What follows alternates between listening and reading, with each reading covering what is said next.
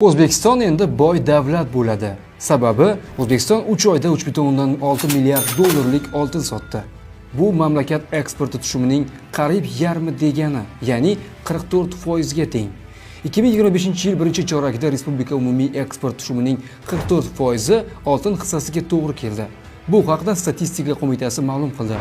Joriy yil yanvar-mart oylarida O'zbekiston eksport hajmi 8,1 milliard dollarni tashkil etib, 2024-yil mos davrga nisbatan 24,4% ga ko'paydi. Mazkur o'sish Markaziy bank oltinni yuqori qiymatga sotgani bilan bog'liq bo'ldi. Dastlabki chorakda mamlakat qariyb 3 milliard 570 million dollarlik oltin eksport qildi. O'tgan yillar ilk choraklaridagi ko'rsatkichlar bilan taqqoslaganda bu ancha yuqori qiymat hisoblanadi. Masalan, 2024-yilning ilk 3 oyida 2 milliard 664 million dollarlik oltin sotilgan. Hatto mutlaq rekord darajada 8,1 milliard dollarlik oltin eksport qilingan. 2023-yilning yanvar-mart oylarida ham 2,4 milliard dollarlik qimmatbaho metall sotilgandi.